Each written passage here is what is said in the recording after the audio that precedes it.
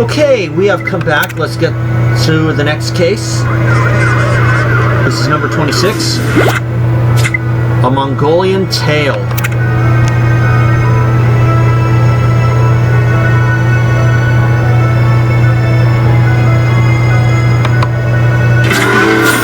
Matthew, we did it! We successfully helped the British outbid the Egyptians at the port's auction and blocked Egypt from gaining more influence over the world. Which hopefully means the Ptolemies won't get into power in 2029. We've done a lot to fix the timeline. I'm afraid we're not out of trouble yet, Matthew. I just got a ping on my reader. It looks like Amon's time jumped. Not only has he time jumped, he seems to have taken a crate of guns with him too. He what? Wait, so first Amon helped the Ptolemies get into power and chase us when we tried to fix the timeline. And now he's time jumped again? Matthew's right. Amon must have a plan. Kai, can you tell us where and when he time jumped to? According to my reader, he's in Mongolia in the year 1235. Mongolia? In the Middle Ages? But what does this mean? Why did Amon go there? And what does he intend to do with 18th century weapons in 13th century Asia? We need to figure out exactly what he's up to and stop him. Kai, how certain are you that Amon went to Mongolia in 1235? We have no time to lose before we chase after him. Well, the reader isn't very precise, unfortunately, but I did manage to narrow the exactitude of time down to a week. So if we miss him, it won't be by much. So you're saying that we won't be landing exactly where and when he is, but that we'll be able to look for Amon once we're there? Good enough for me. Let's get to 13th century Mongolia, Matthew. We know Amon well enough to be certain that whatever he's planning can't be good for us. Time jump in 3, 2, 1.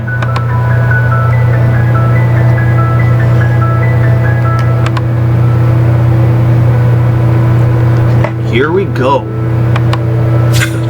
Alright, Matthew, we're in medieval Mongolia. From what I can tell, Amon came to this part of the country around this date. Our priority is to go and see who's around. We need to befriend the Mongolians and then inquire about Amon and his whereabouts. Mongolia is mostly composed of nomadic tribes who are very skilled at horseback riding and hunting. Each tribe has their own set of traditions, but some customs are similar. Like their hospitality, all tribes pride themselves on being welcoming and polite to foreigners. I have no doubt we'll be well treated here. And Matthew, I've used the last of the fabrics I had to make 3 merchant outfits. The Mongolians will trade with foreigners, so these costumes will help you blend in. Perfect. In that case, Matthew and I will change and head on out.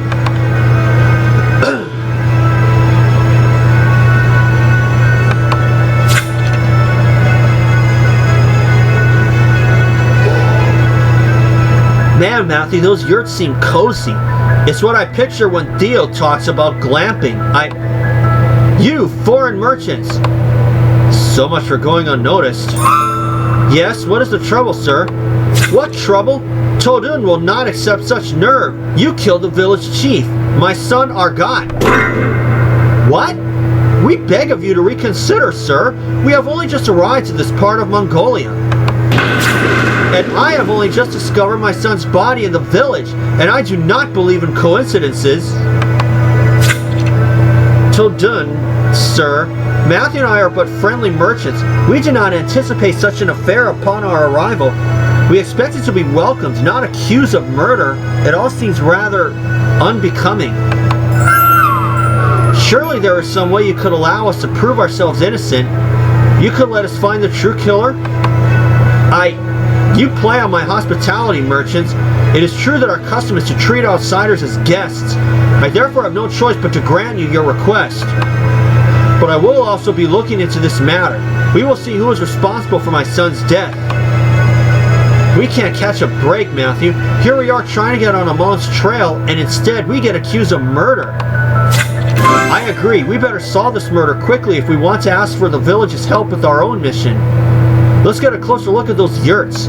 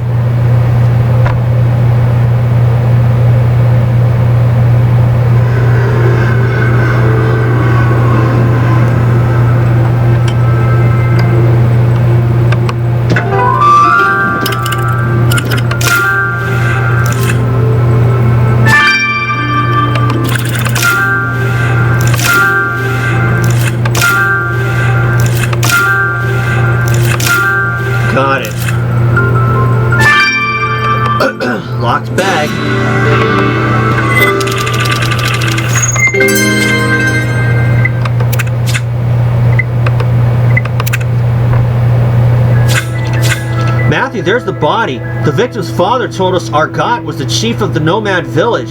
Who could have done this to him? You're right. It looks like he got stabbed in the neck. Let's hope Janice can tell us more from the body. And this bag was close to Argot's body, so it must be our victim's. I agree, Matthew. We should unlock it. The victim's father said he was going to investigate this murder himself, but we'll still need to have a chat with him about his son. Let's get this investigation started, Matthew.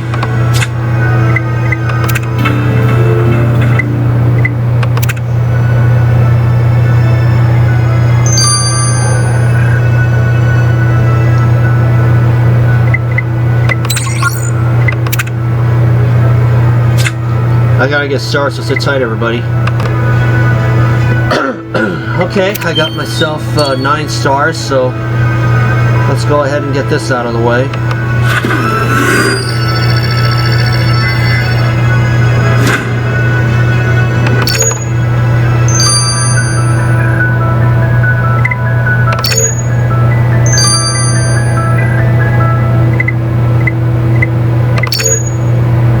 Oh, I should have known H2O.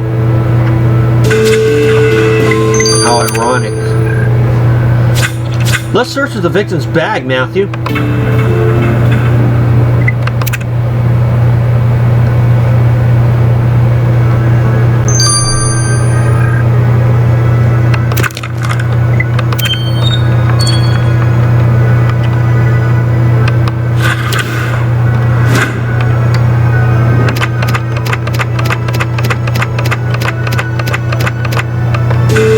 Got it.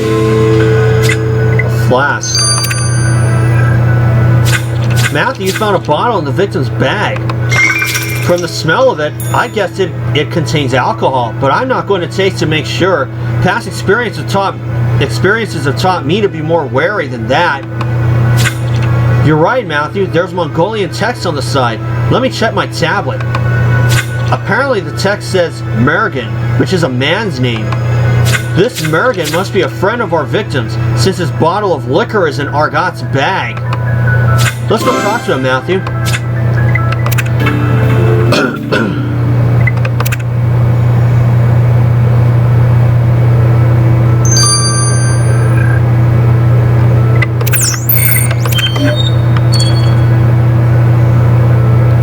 So you are the foreigner snooping around our village. Tildun says you did say you were looking into the chief's murder. He also said he thinks you did it. But that is not true. Please help us by telling us about your relationship with Argot. Were you two close? We were blood brothers. He grew up to become chief and I grew up to become a hunter, but we still drank together. Tildun will find peace by punishing the murderer, but it is still sad that Argot is gone forever. To think we shall never drink in his yurt again, like we did earlier today. It's that big one with the steps, if you want to go look in there too. I agree, Matthew. We should definitely go search the victim's yurt for more clues.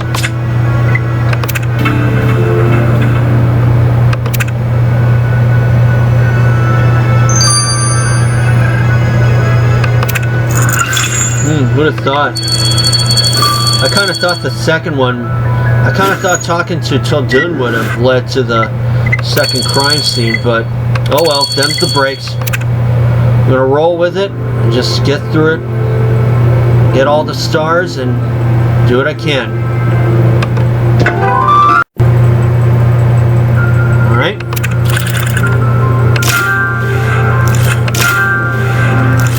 Got that.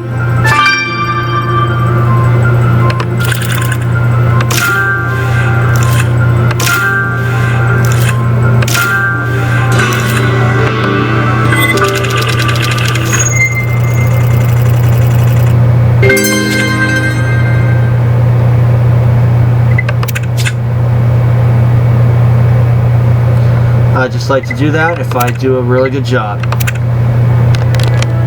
Helps me move. Wow, Matthew, I didn't imagine yurts could be this nice inside. I guess being a nomad doesn't mean you can't have a little luxury. Did you find anything linked to the village chief's murder? You're right.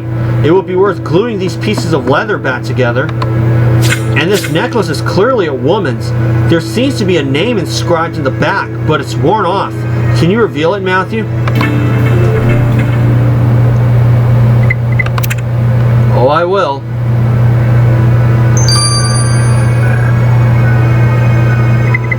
I'm going to do that, but first I'm going to talk to Todun first. My mind cannot be tamed by words, Matthew. My son's murder has me in pieces. Whatever you wish to talk to me about, make it quick. Let us start by saying that we are very sorry for your loss. But we have experience in uncovering such monstrosities. Traveling the world and trading with various cultures has taught us a great deal. We beg of you to trust us. I do not. I am only letting you prove your innocence because you played on my good nature. I am a man of my word. The whole tribe knows to answer any questions you'd have for them. Do you know if any of them would wish to harm your son? Of course they did not. Everyone adored my son. He was a great leader. You can ask them yourselves, but just remember that if you do not find the killer by nightfall, you will be the ones found guilty of my son's murder. Wow, Matthew, we'll need to find the best evidence possible for to get any information from these villagers and save the timeline.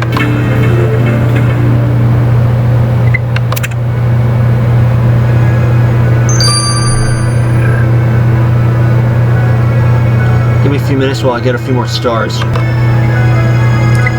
Okay, I've gotten almost all stars. All these stars.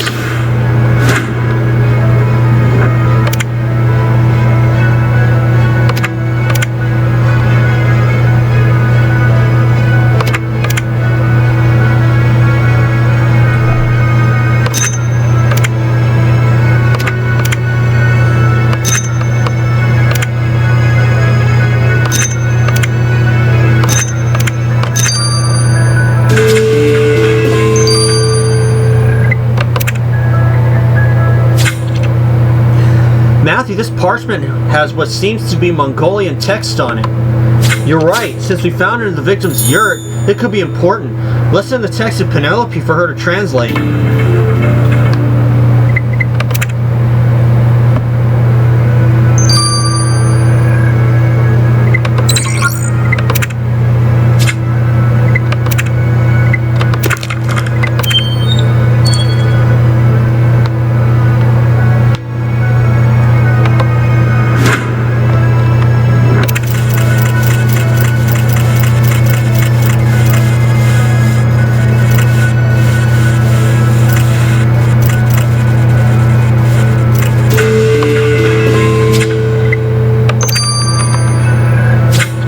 The name of that necklace says Erhi, Matthew. I wonder how she's connected to the victim, since we found her necklace in his yurt.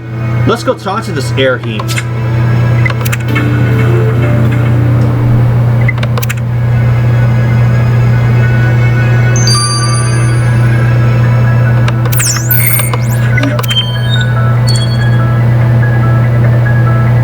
Erhi, we are, I know who you are, strangers from a faraway land. I saw the markings that indicated your arrival.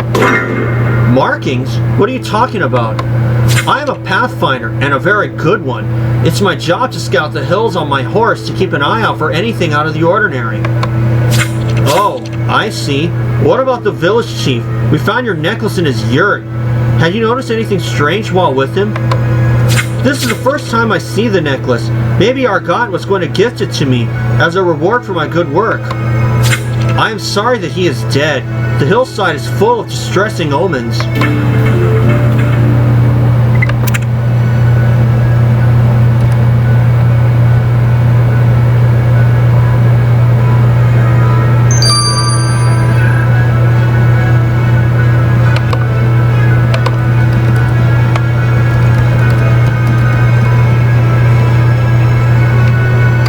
It's the only one you're going to see. And I'll see you guys when I get all stars and all these, and both of these rather, have run their courses. For now, this is Matthew. I'll see you soon. Still pretty hot out there. Hey guys, welcome back. It's time now for the autopsy. Goodness, Matthew, this undertaking of ours has no end. We thought for sure we had the upper hand over Amon, the timeline saboteur. But now here we are in the heyday of the Mongolian Empire, still chasing after him. Yes, this time jump was rushed, but we had no choice. Medieval Mongolia isn't so bad though, right? Had you come here before with your old team? No, but I've been to medieval Europe, where I actually met King Arthur. A very charming man, that Arthur. Anyway, as you guessed, Matthew, your victim died from multiple stabs in the neck. The wounds are clean and deep, so your murder weapon is a dagger of some sort. I also found a foreign element around his wounds, which turned out to be yak's milk. See, yaks are to the Mongolians what cows are to us. And it appears that your killer is someone who enjoys the beverage. Our killer better enjoy their yak's milk while they can. Matthew and I are on their trail.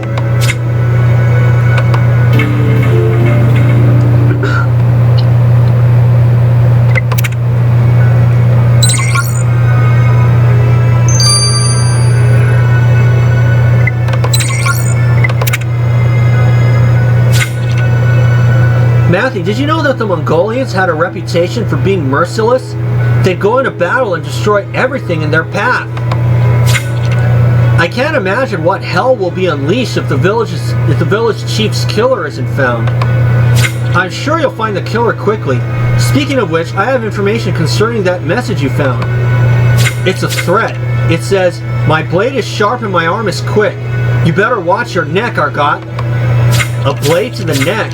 That's how our victim was killed. This threat is from Argot's killer. I couldn't find much else to tell you, so I sent the leather to Theo. He analyzed the material and found that some of it had been pecked at by a large bird, an eagle to be exact. An eagle was in contact with this threat? Yes. See, Mongolians customarily use eagles to help them hunt. Apparently your killer has such a companion themselves. So the killer has an eagle. Even I have to admit that's pretty cool, Matthew.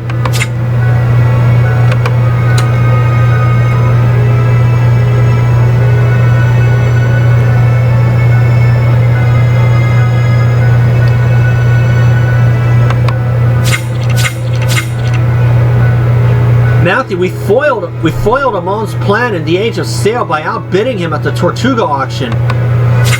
But then he jumped into his time machine and traveled to 13th century Mongolia with a crate full of 18th century weapons.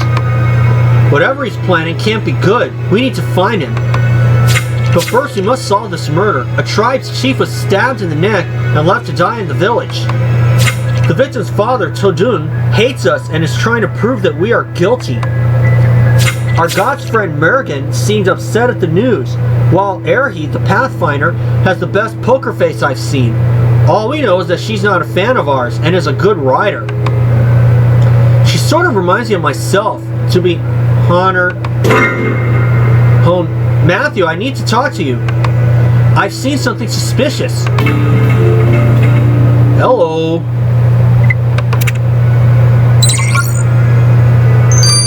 We'll find out what Kai saw after this in Chapter 2. Don't go anywhere. Okay, let's start Chapter 2 of A Mongolian Tale. We last left off with Kai telling us he saw something. I went out to inspect our surroundings and saw someone. He was lurking around the Mongolian yurts and wore foreign clothes. A suspicious guy. Did you get a good look at him? It's not a Mong, if that's what you think. This guy has a beard and some kind of flat hat. I could draw a sketch of his face for you, Matthew. That would be good. It's too suspicious that this foreigner appears just when the village chief gets murdered. Who could he be? Let's get Kai working on that sketch, Matthew.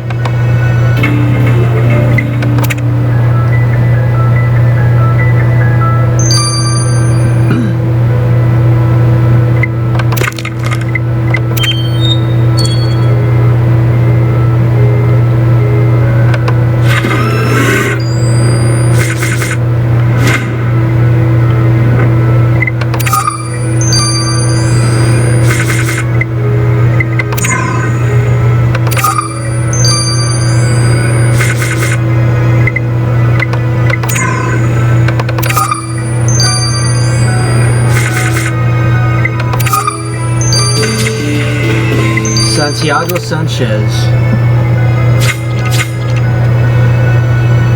Matthew, Kai's description matched a historical figure, someone called Santiago Sanchez. Do you recognize the name, Orlando? Yes, he's a Spanish explorer. He's known for his travels through the whole of Asia, Matthew. See, these explorers went to trade various goods and also learn about different customs. I'd expect him to set up camp not far from the yurts. It might be a long shot, Matthew, but what if this Spaniard saw something about the murder? I agree. Let's go talk to him.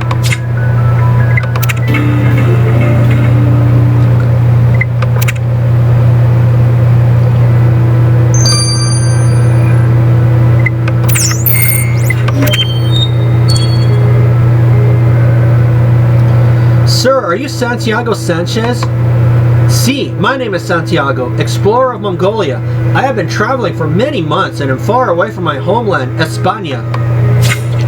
We are trying to discover who killed Argat, the chief of a nearby village. Did you know him? Claro, of course. The chief and I had many discussions together. I even invited him several times to my caravan. Exploring requires a lot of equipment and extra pairs of hands, so our settlement is impressive. Mira, I see. I study local customs and tribes, and our God graciously answered all my questions. The only thing he did not quite care for was my pet eagle. The chief would come to your camp. Then Matthew and I would like to look for clues there. Claro, of course. Matthew, you are welcome to search my caravan.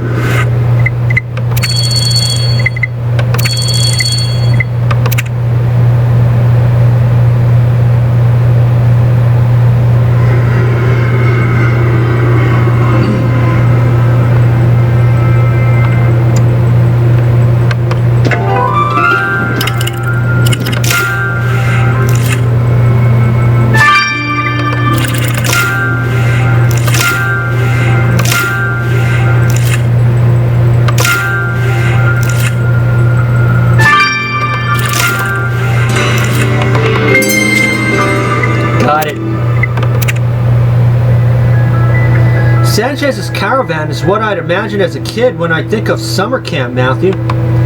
Anyway, Sanchez said he'd invited the victim here several times, so maybe we can find some clues about him or his murder. I agree. Looking through that chest could give us a new lead. And is this some kind of a saddle? You're right, Matthew. It has the same embroidery as the victim's bag. So this saddle must belong to Argat, like the bag did. But what's this clear substance on it? We better get a sample.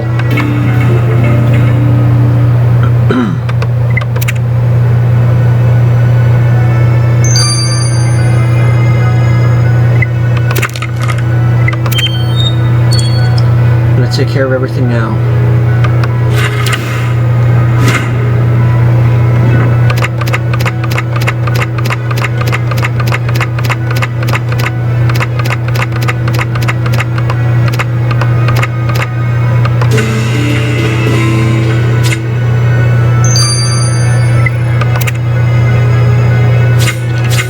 Matthew, you were right to search that chest. There's a bloody sheath in it. Is the blood our victim's? Let's send the sheath to Theo to make sure.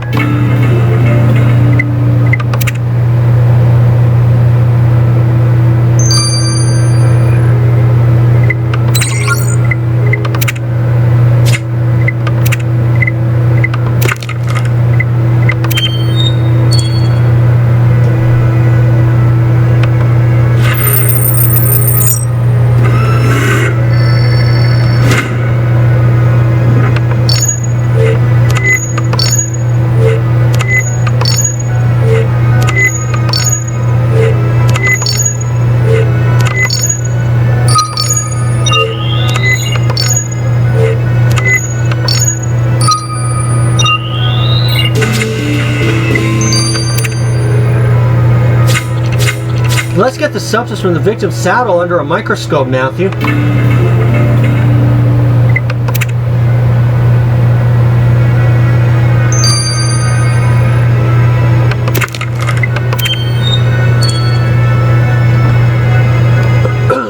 Okay.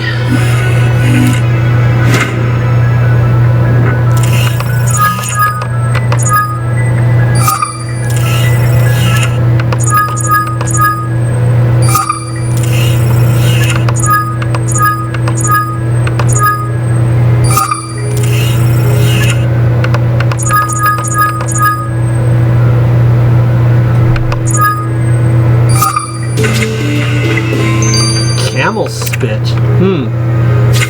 The goo from the victim's saddle is camel spit, Matthew. And look, there are some camels over there. I also see a lady brushing them.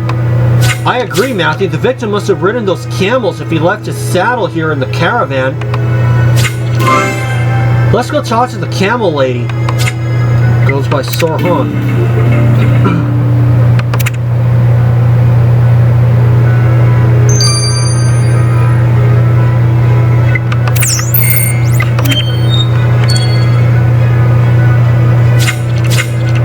Ma'am, we would like to ask you about this saddle we found. It belongs to the chief of a nearby village, and he's been murdered. Ah yes, the caravan has done a lot of trading with the Yurt village, so I know many of its members, including the late chief. I've been traveling with the caravan for a while, handling the camels and translating for the Europeans, but I always like to get friendly with the locals whenever we stop somewhere. I heard about the chief's death from two of the villagers, Mergen and Erhi. They told me over a glass of yak's milk. How terrible. Our god was so young, and he loved camels. He came to ride them, with that very saddle. He had it especially made, you know. Do you know anything that could aid us in finding our god's killer? Oh, my dears, I do not know about killings, only camels. Speaking of which, I must attend to them now. Goodbye.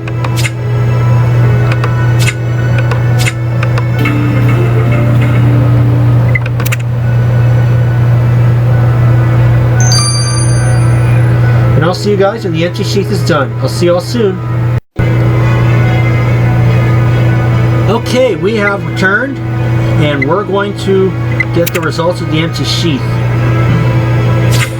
Matthew, I'm pretty excited that our quest for repairing the timeline has led us to my ancestral land. You have so many stories about your family, Theo. It's so cool that you're Korean but also have Mongolian blood running through your veins. Yes, my family tree shows that my ancestors were nomads from Mongolia. Can you imagine the life they must have led? But Matthew, you'd probably rather hear about that sheath you sent me. Yeah, our victim was stabbed with a dagger, so we were wondering if this sheath Matthew found in the European caravan was related to our murder. It is. I analyzed the blood and can confirm that it is your victim's. So does this mean the murderer is someone from the caravan? Or, on the contrary, was the murderer trying to pin it on the caravan by hiding the sheath there? It's impossible to tell, but Orlando found something out about your killer. See, Matthew, nomadic tribes in this region were very attached to imagery. They choose their sheaths very seriously, making sure it represented who they were and what they valued. This one has a representation of both the sun and the moon. It symbolizes reincarnation as night turns into day and day into night until the end of time. And since the sheath belongs to your killer, it's obvious they believe in reincarnation themselves. Believing in reincarnation means that the killer can hope to do better in their next life. I agree, Matthew. We should continue searching for clues. How about we return to the victim's yurt?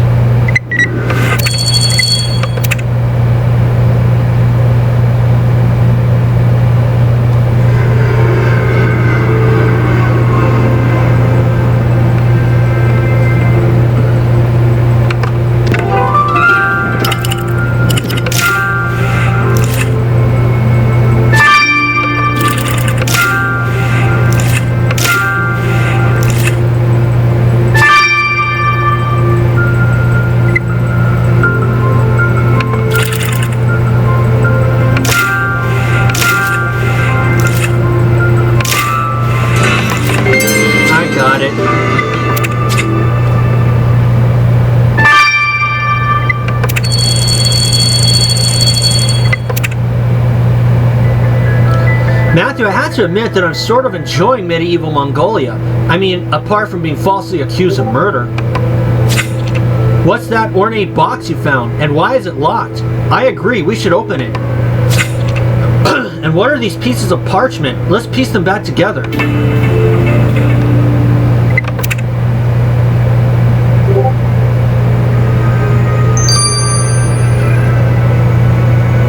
a moment, folks. Okay. Got 4 stars, so we're going to go ahead and do this now. The ornate box.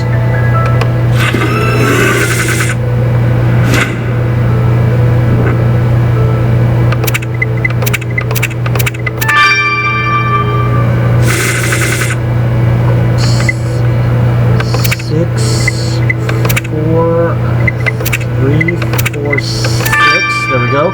Okay, and 3, 4, 6. I really wish they had this in order, numerical order. Anyway, that way then it'd be a lot more easier, like they did before, back in Mysteries of the Past. But oh well, you got to take what you can get. Matthew, that beautiful box from the victim's yurt had this rock in it? Oh wait, you're right. It's a flint, like what was used on the desert island to make fire. But why would our victim lock up a flint, especially in such a nice case? I agree, Matthew. Maybe we should send the rock to Orlando and see what he makes of it. Maybe there's something we're missing.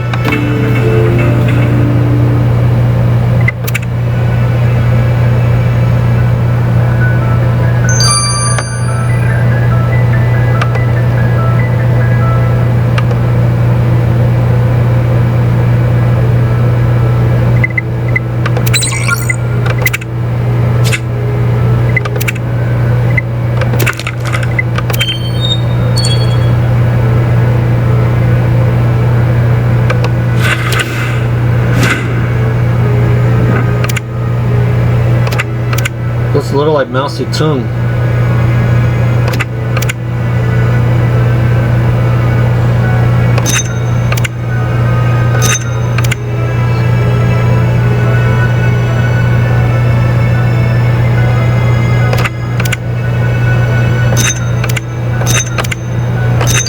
Got it.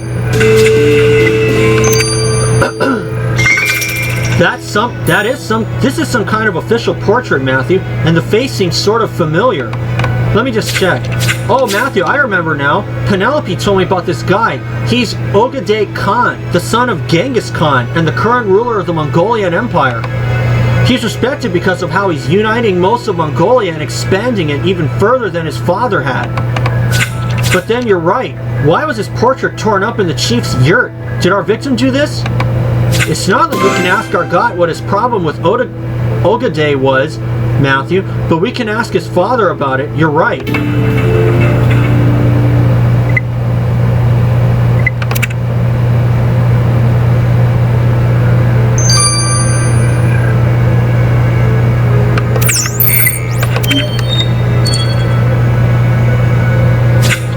How is your investigation going, Matthew? Remember, you have until nightfall to prove that you did not kill my son.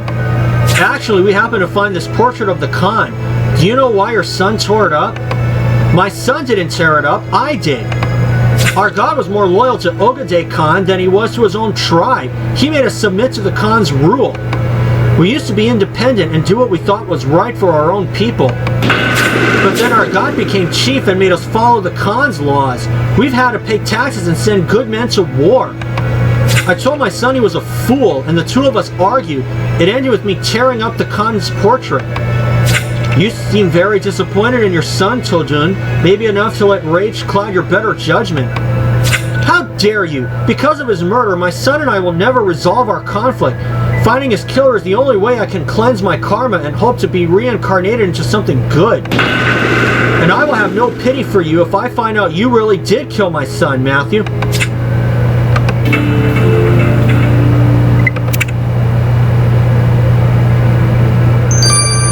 And I'll let the flint run its course. I'll see you all when that's done. Okay, we have come back. Let's get the results of the flint from Orlando. Orlando, aren't flints used to make fire? What makes this one so special that the victim would lock it up in a box? Matthew, this is a ceremonial flint. See, when two people get married in Mongolia, the groom uses a special flint to spark the fire in the couple's new home. It's the official way of saying that they are going to start their own family. But according to the markings, this particular flint hasn't been used, which means there hasn't been a wedding yet. So the victim was going to get married to who? Matthew's right. The flint was in a box that had horse decorations on it. And Erhi said she scouts the hill on her horse. Does this mean this flint was meant to be used in a ceremony between her and our victim? Could she have been engaged to Argot? But then why didn't Erhi tell us they had a romantic relationship? Let's go ask Erhi about it, Matthew.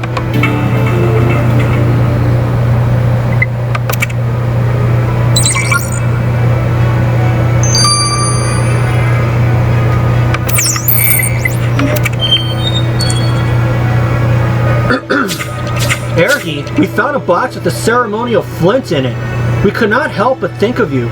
Were you and Argot engaged to be married? If so, why did you not inform us earlier? Todun already asked me all the questions in the world concerning his son, Matthew. But fine, I'll tell you too. Yes, Argot wished to marry me, but I refused. I respected him as my chief, but I did not want him as my husband. We were too different. I dream of being reincarnated into a giant bird and go hunting with my eagle, whereas Argot would study and strategize. He was too political, too boring. Being united in marriage would have been devastating to both of us. So what happens now that he's dead? Do you regain your freedom? I was always free, Matthew. Argot respected my decision and we never spoke of it again.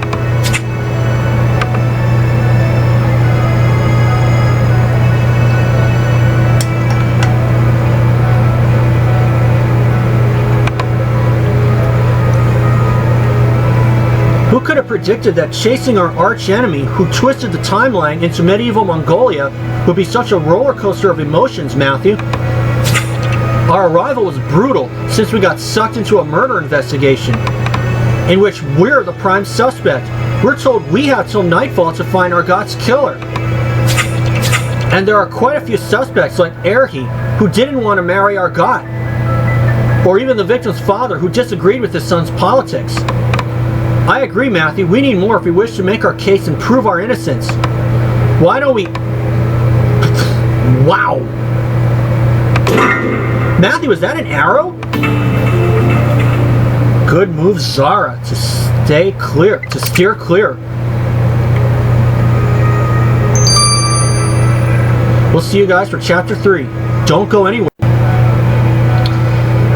Okay, we are back. Let's start Chapter 3 of A Mongolian Tale.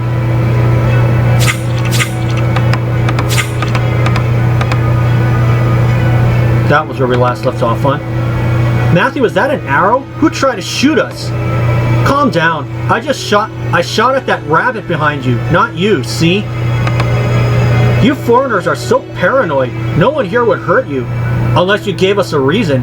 We are all watching you, Matthew. That arrow came way too close to my skull, Matthew. Could Erhi have been threatening us? Maybe the tribe is getting restless about us foreigners looking into their chief's murder. I agree, Matthew. We need to prove our innocence quickly. You're right. We know the village chief would go to the European caravan, so we should go take another look there. Lead the way.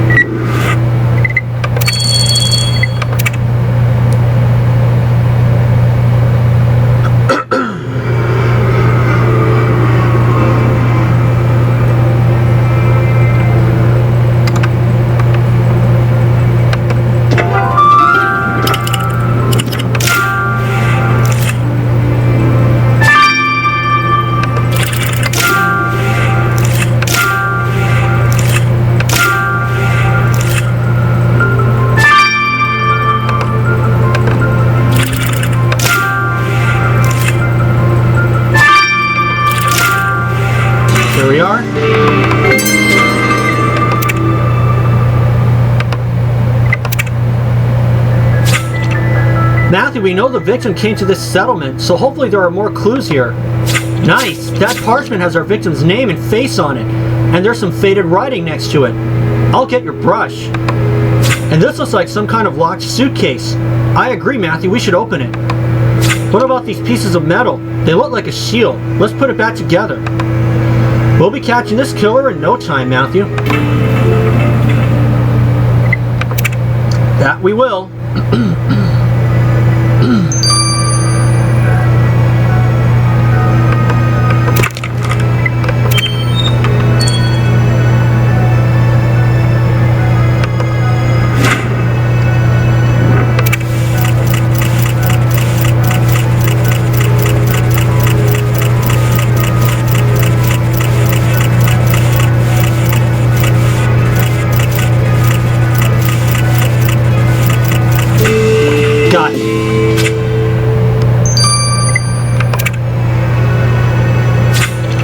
There appears to be notes next to our victim's name.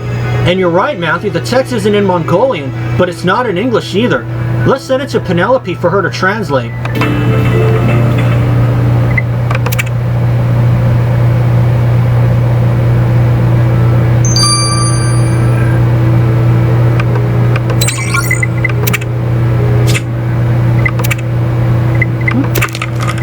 Let's get the broken shield now.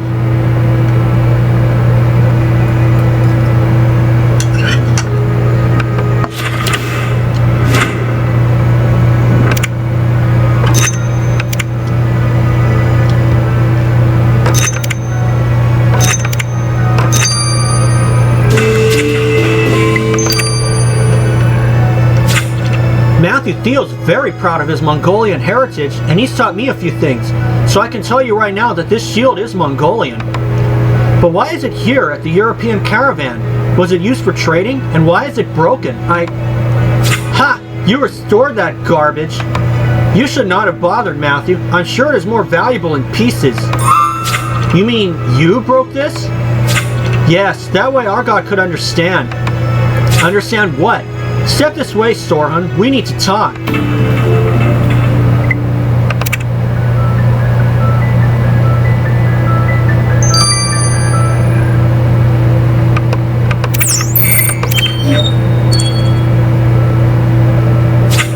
Sorhun, you said the chief would come here and ride the camels, but you did not say anything about breaking his shield. What happened?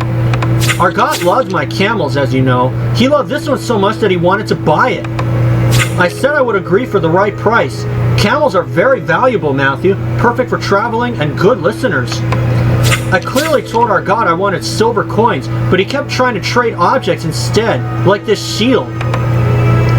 So I broke the shield in front of him and warned our God that the next time he came, he'd better have the coins.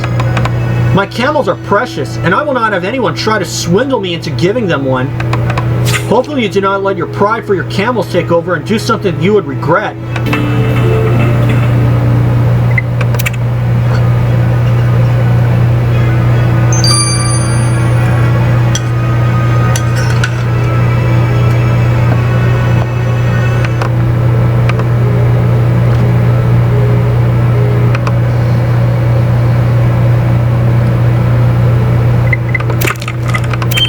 And now the travel case.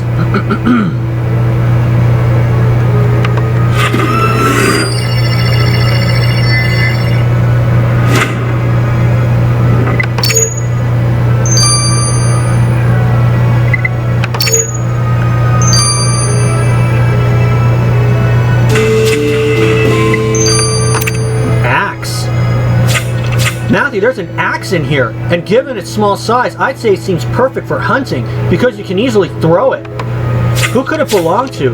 You're right, the basket also has Mongolian garments, so it must come from the village.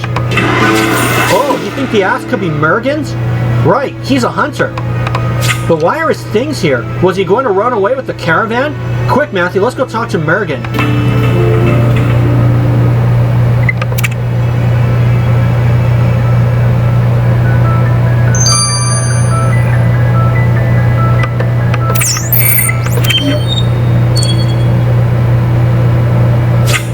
Mergen, we found your belongings at the caravan. Were you planning on leaving the tribe? Shoot, so you found my travel case. I was not running away, Matthew. I've been banished by our God. What? He was sending you away? But you said you two were close. We were, until I started drinking. A lot. I am told that one day I came back from a hunt with a live bear. I do not recall any of it, but apparently I tried to convince our God to use the bear for fishing. That is when he told me to change my ways, so I kept away from the booze until last week. I swear, it was just a little drink, a little celebration of life. But our God found my bottle and told me I was out of chances. He banished me. Me, his blood brother. I wasn't ready to leave, Matthew. I like it here. And my hunting eagle also likes it here. But our God was not showing any mercy. And now that our God is dead, you can stay here. Hold your judgment, Matthew. I might not be reincarnated into a prince in my next life, but I would never kill my blood brother.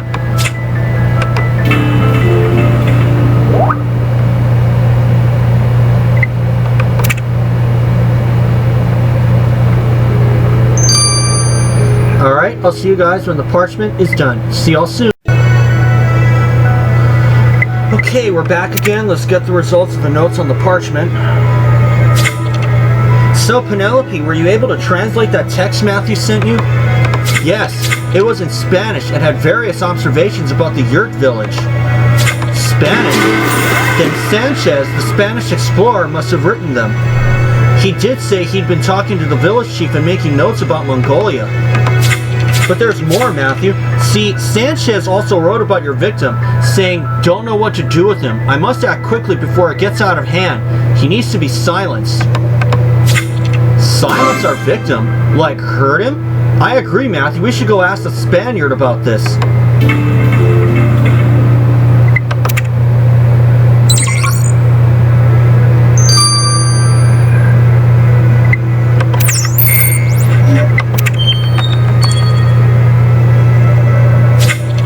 Santiago, we found your notes about silencing the village chief. Were you planning on hurting our God? Oh, Matthew, you found that. I swear I did not wish to harm our God, just talk to him. There had been a grave misunderstanding. See, there are so many customs here, hombre.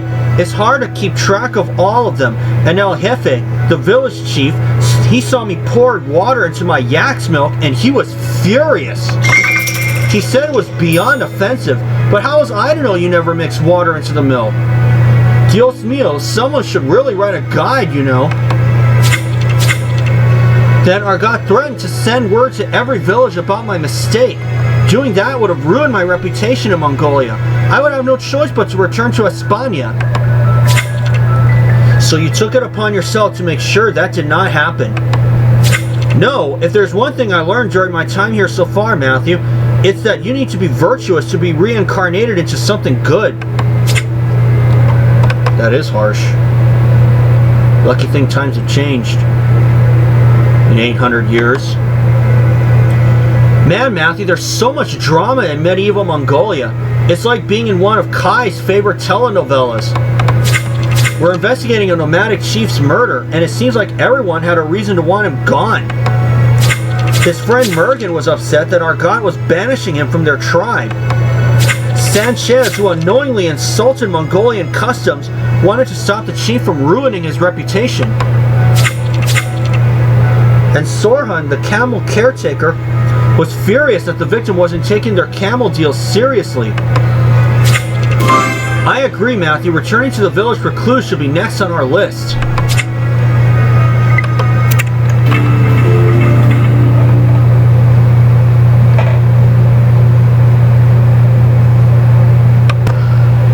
Okay, there we go.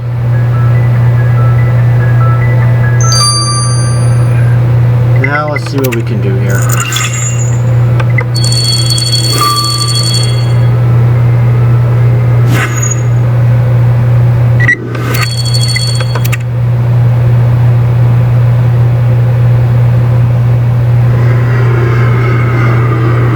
I know the hair doesn't really match mine, but I kind of forgot what I used beforehand. Pile of manure, holy God.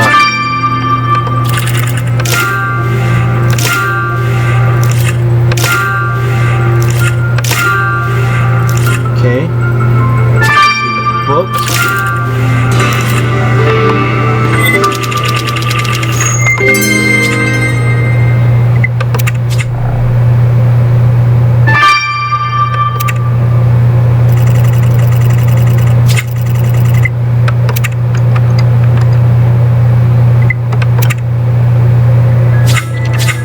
Someone left their boot here, but look, it has blood on it.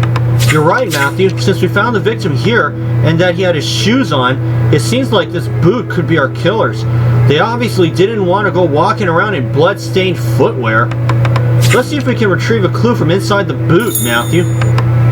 And I guess we've done worse than search through horse waste, though it's much more amusing to see Jack get his hands dirty. We're close to proving our innocence and finding our God's true killer, Matthew. I can feel it. Oh gosh. Oh gosh, Zara, I think you kind of broke me inside. I can imagine Carmen getting pretty worked up about doing with the horse crap.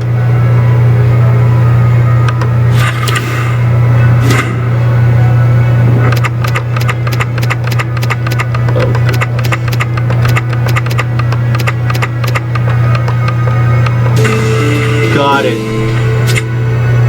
I hate to find out what Theo would say when we tell him we found it in horse manure. Matthew, there was a dagger in that horse poop, and it's bloody. I agree, this dagger matches the sheath we found earlier. It must be our murder weapon. Let's send it to Theo to make sure.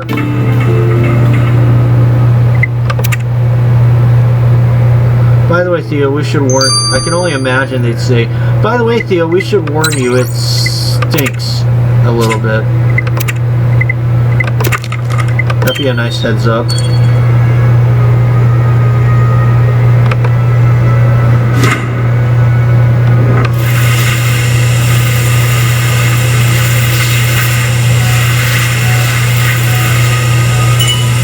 Got it. White fibers. Alright, Matthew, let's send these fibers from the killer's boot to Theo and see what he makes of it.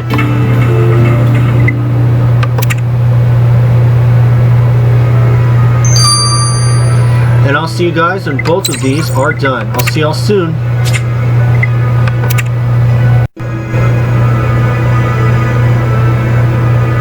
We've returned now. Let's get the results of the bloody dagger. And let's put a killer behind bars with these last two.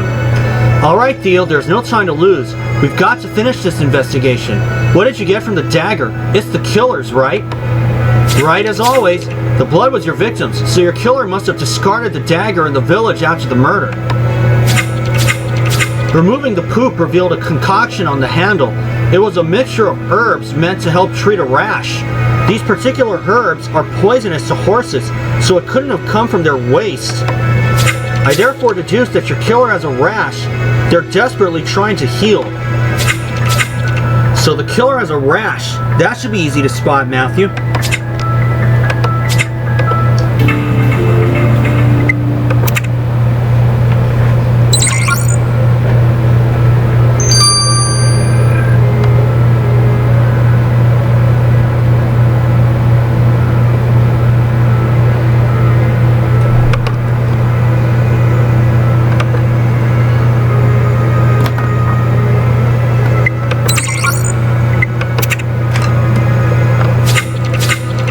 I'll try to be quick concerning the sample from the killer's boot, Matthew. I know that time is of the essence. It was fur. Well, sheep's wool to be exact, which means your killer wears it. See, the nomads in this region usually herd sheep, and therefore use their wool as part of their clothing, and... We'd love to hear more, honey, but Matthew and I must really press on.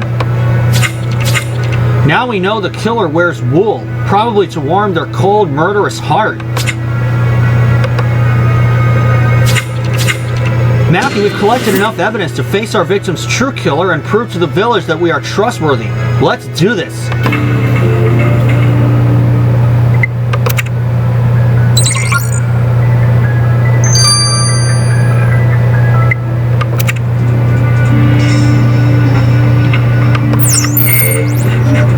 Not so done.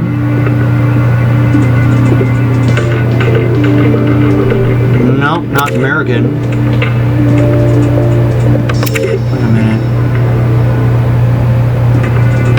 not Santiago Sanchez. And it's definitely not Sorhan either. So, it was Erhi.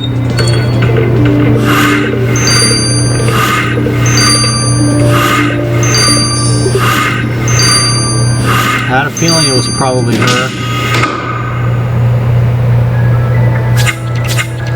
Erhi, you killed your chief. You stabbed him in the neck and then let Todun blame us for it.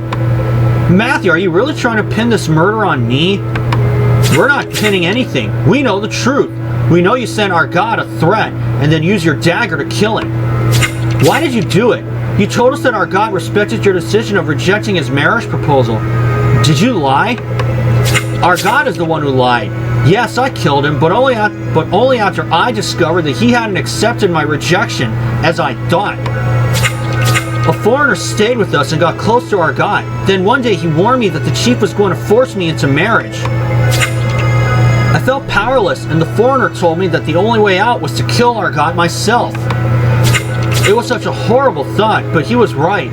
Our god was a stubborn man who wanted everything done his way. He did not even mind going against his own father. Who knew what he would do to me if I were to become his wife?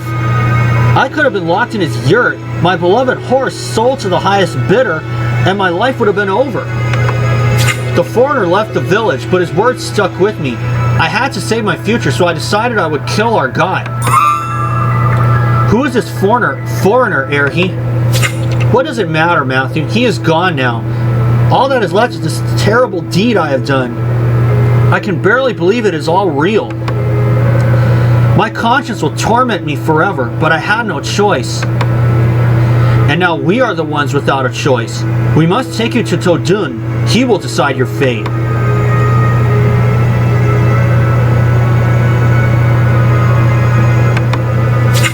Todun, Matthew found the culprit. Erhi killed your son. Todun, I am so sorry I killed our god. What? But you are like a daughter to me. How horrible it is to hear this. I did not want the life he was going to give me. Erhi said a foreigner was staying with you recently. He incited her to commit murder. I should have never listened. It is my own fault. I never liked the look of that weasel. Now I know I was right to never give him a chance to talk to me. Shame on you, Erhi, for listening to a foreigner and betraying your tribe. I will need time to find an appropriate punishment for you. As for you, Matthew, you understand that I am still not convinced I can fully trust you, but I am grateful that you found the real culprit.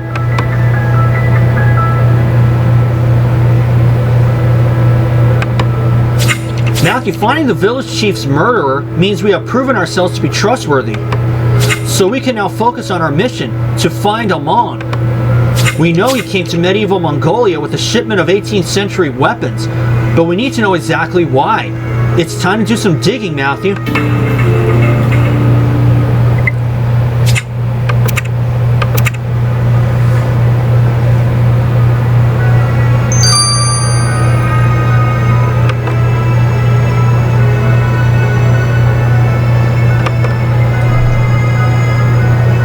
And we'll see you for the Art of War 1-5, as we are in the home stretch. Only 5 more cases remain after this. Or 4, rather. I'll see y'all soon. And we're back. Let's start the Art of War 1-5. Matthew, you told me Erhi killed the nomad chief Argot because she was told he was going to force her to marry him. And that the man who fed her the lie was a foreigner who passed through the village a few days ago. Do you think Amon could be involved in any of this, Matthew? Could he have been the foreigner who manipulated Erhi? After all, we know he sabotaged our time machine and changed the timeline for the worse. Convincing someone to murder a chief would be right up his alley. The foreigner may have left the village, but you're right, Matthew. We need Erhi to tell us if it really was Amon. Actually, Matthew, before you set out again, we have a bit of a problem. See, I have used all the fur available in our time machine, meaning I don't have any material to make new outfits, which is never a good situation to be in. Who knows what we may need? I could try to use the bit of fake fur I do have, but Mongolians are experts, and I don't dare think of what would happen if they realized we had modern synthetic material. Right. We can't go gallivanting around in modern materials. Matthew's right. Our best bet at getting some fur is through that hunter, Merrigan. Alright, Matthew, you can go see Erhi with Jack, and then talk to Merrigan with Zara. Has to have been Amon. He's the only other person who fits this criteria. Why have you come to see me, Matthew? I have been put in here to await my punishment, and I wish to be alone. Erhi, we need you to tell us more about the foreigner, the one who told you to kill our god. We want to know if this image is of him. Look at his face closely. What is this parchment? It is so lifelike. It is exactly the foreigner's face. How did you capture his likeness so precisely? And what is he wearing? Matthew is a talented and creative artist. Do you know where we can find the man in the image? He spent a lot of time observing people and muttering under his breath. I would usually see him wandering around the yurts alone. Then we'll go see if we can find traces of him outside the yurts.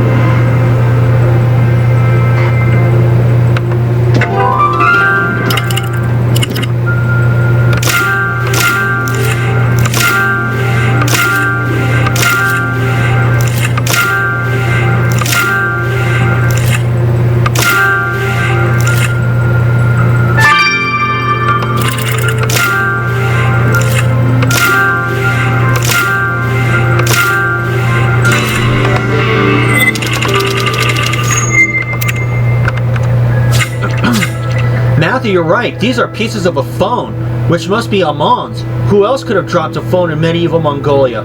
Quick, let's put it back together.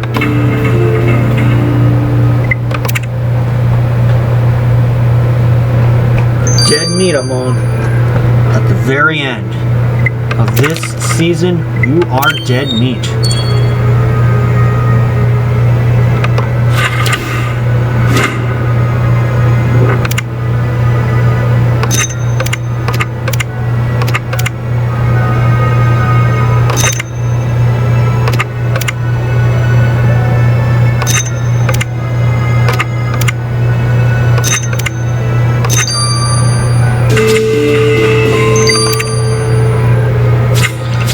Matthew, I can't believe Amon would leave his broken phone out in the open. This goes against every rule of time travel. Not that he's ever followed the rules. After all, he's brought 18th century weapons to 13th century Mongolia. What is he planning on doing with them? Do you think Amon guessed we'd be on his tracks? Did he encourage the murder in hopes it would delay us? Hopefully his phone can give us some answers. Let's send it to Kai, Matthew.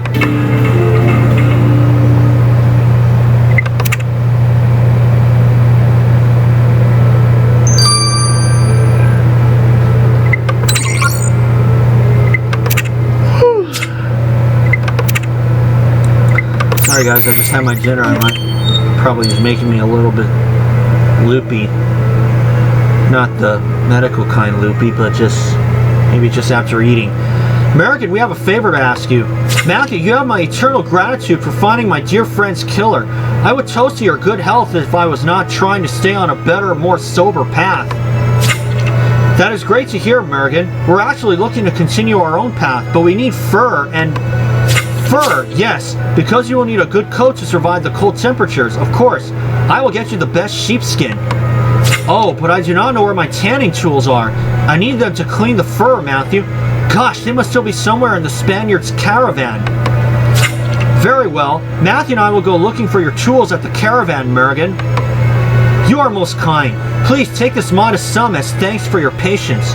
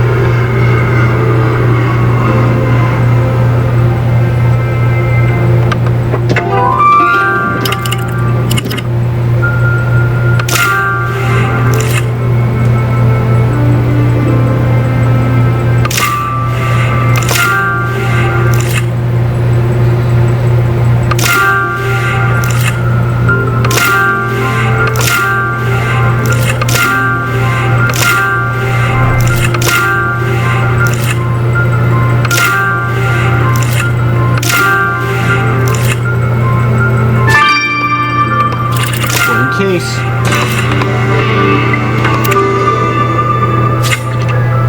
Okay, Matthew, Merrigan said he needed his tanning tools to prepare the fur we need.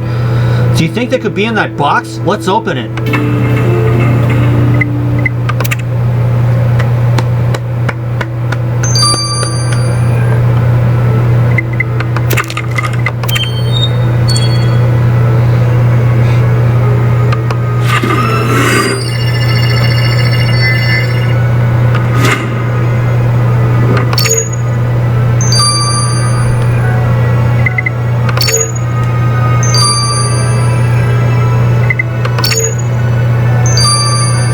Got it.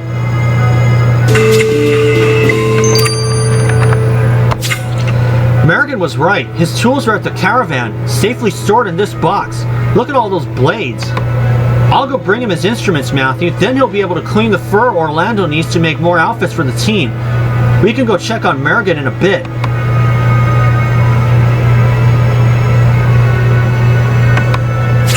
Matthew, look, I got you the fur. Take them and make coats that will allow you to travel without being bothered by the cold temperatures. Thank you, Merrigan.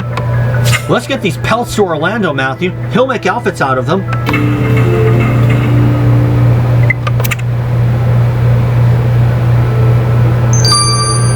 We'll see you guys when these two are finished. I'll see y'all soon.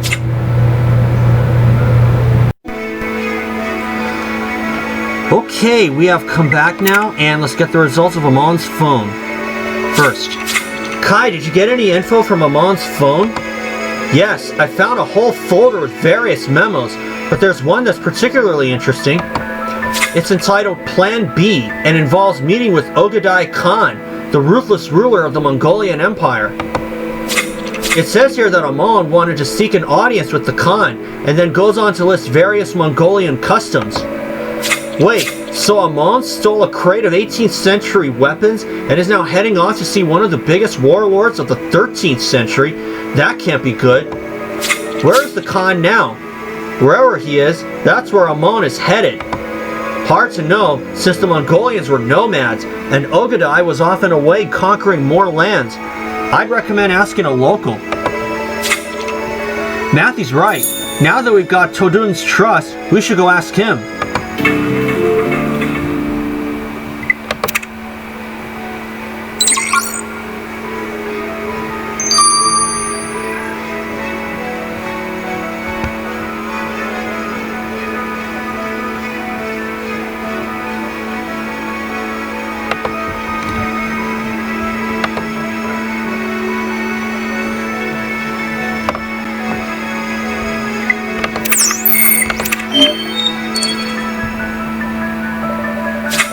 Todun, we wish to continue our travels and are planning to go see the Khan. Do you know where we can find him?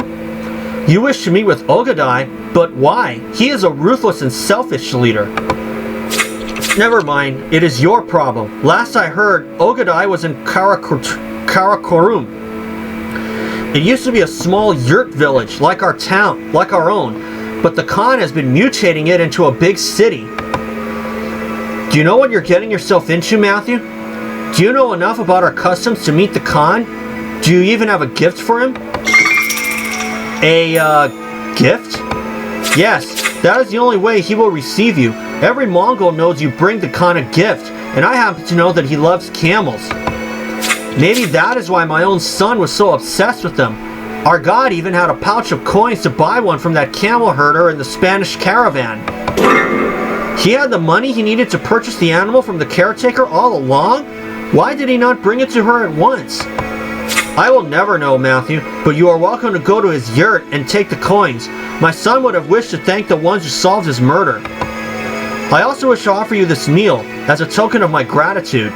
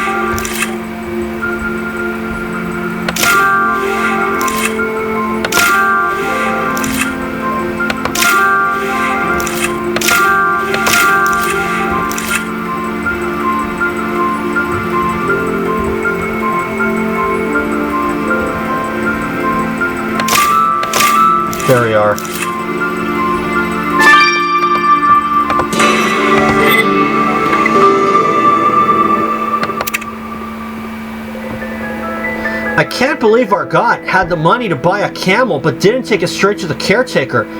It created such a fuss for no reason. Anyway, Matthew, Argot's father told us the money was somewhere here and that we could take it. Buying a camel to bring to Ogadai is the only way he'll grant us an audience with him.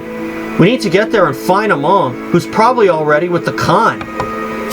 Amon bringing Ogadai weapons can't mean anything good.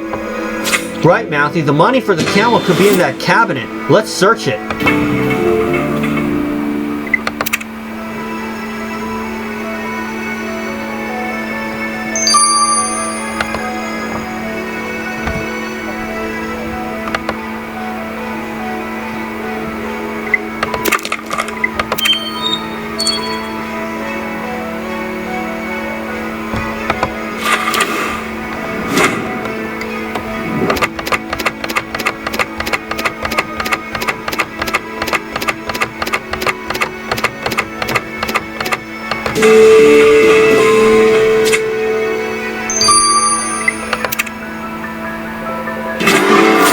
Matthew, you found a pouch in that cabinet, and inside are the coins. These must be the stash Argot was going to use to pay for the camel he wanted. And now he can use it to buy the camel, with Argot's father's blessing. Let's go negotiate with the caretaker, Matthew.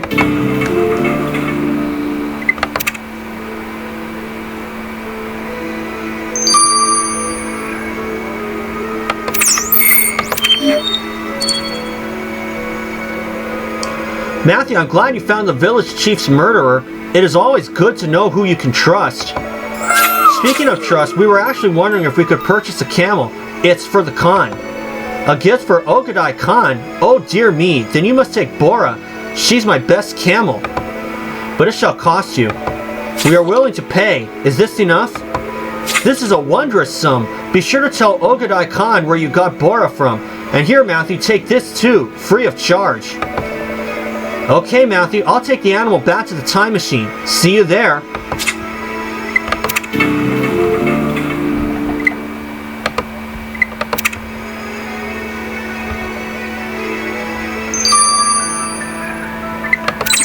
Now let's get to the furs.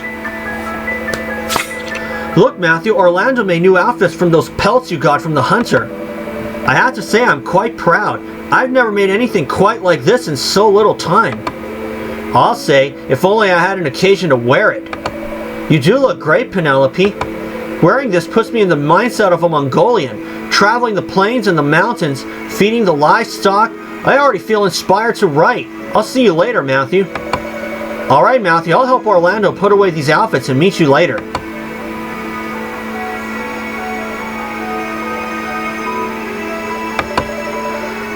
Matthew, why do we have a camel on board?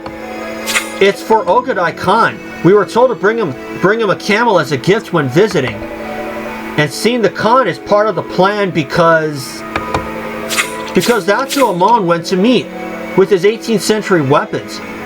The guy twisted the timeline and created chaos, so who knows what plans he has now. Whatever they are, they can't be good. We learned that Ogadai is in Karakorum, so that's where we're headed.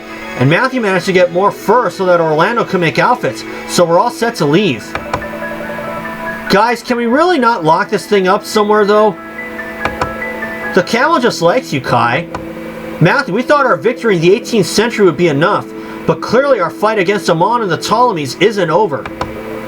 It's time to go to Karakorum.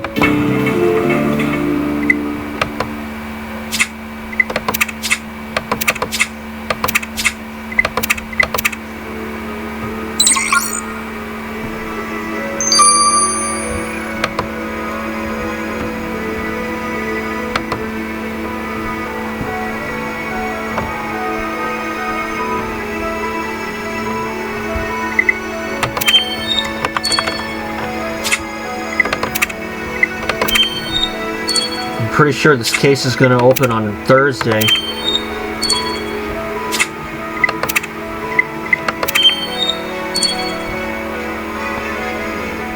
I believe that will be the 12th. Is it open on the 12th? Yes, it is.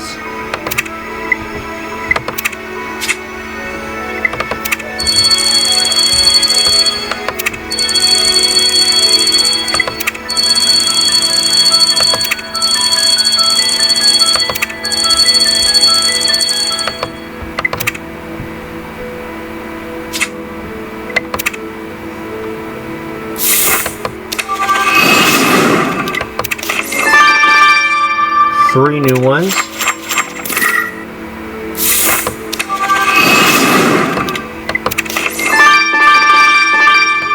And a fresh 5.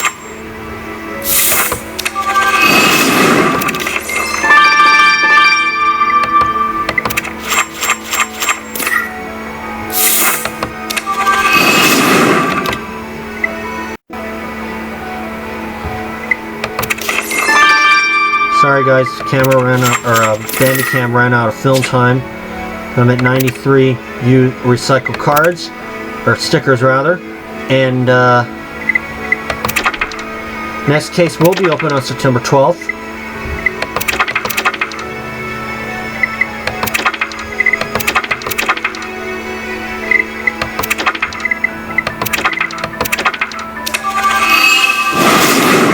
Oh, look at that.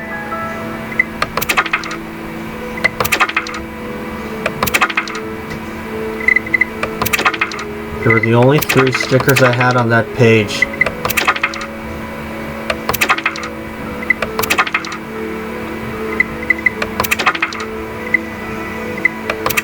Okay.